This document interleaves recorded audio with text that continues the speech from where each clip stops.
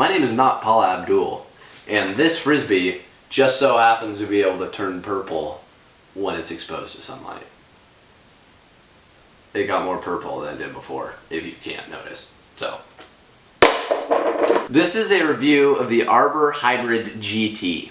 The setup I have on this board is 10-inch gull wings with 65mm 78A Arbor sucrose formula wheels. So the specs of this board, let's see here. It is 38 inches long. It is 9.25 inches wide at the widest spot. And the wheelbase is 21 inches. So you're looking at this board and you think, wow, that really doesn't look like a longboard. That's why it's called a hybrid, because it's a mix between a trick board and a longboard.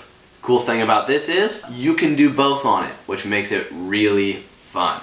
The longboarding aspects of this board are great. As far as downhill goes, this thing is prime, except for the fact that the concave in the back is not too big, so it's going to be hard to keep your foot on when you're doing backside checks and stuff like that. It's decently wide at the front. Basically, your only concern is the narrowness of where your back foot's going to be when you're going around the turns. As far as free riding goes, I can do a lot more on this than I can do on other boards, merely because it has big kicks. This means that you can add a whole bunch of different tricks to your repertoire, such as two-wheel backside 180s. It offers a very wide variety of tricks for you to try. As far as normal free riding without taking advantage of the kicks, everything is super easy. Frontside checks are really easy.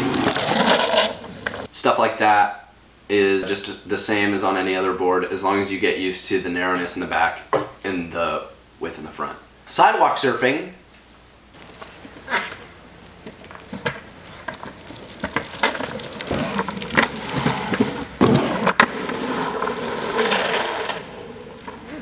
is also really fun on this board. The normal trick skating capabilities of this board are pretty great, but I'm not going to show you any of these because, quite frankly, I can only ollie, so that's about where I'm stuck. The durability on this Arbor Hybrid is awesome. After numerous manuals gone wrong and scratching the tail, I can tell you right now that in a long time it will be time for me to replace my deck. As far as like running it into curbs and things, it's actually really durable because it's basically made like a trick skateboard, so it's super solid and it's really hard to do anything to the nose. I've hit it against a few curbs and it's just kind of scratched it, but it hasn't really split the plies or anything, so that's a plus for sure. If you ollie on this with Vicious, it will destroy your shoes. So this grip tape is perfect for trick skating as well as longboarding because it has enough grip to keep you in for longboarding, and it's not too sketchy, but it doesn't tear up your shoes as well. So that's good.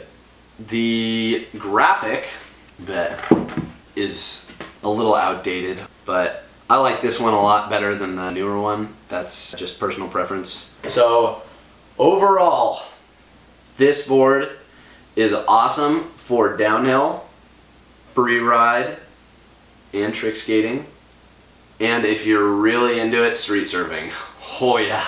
Basically, you're gonna wanna buy this if you are into trick skating, but you're just starting to longboard. I would say it's pretty easy to learn longboarding on, as well as it's still fun to trick skate on. So it's the perfect in between. It's the perfect hybrid of both longboard and trick skate. So that's why they call it the hybrid, kids. Now, I'm gonna go turn my Frisbee purple again.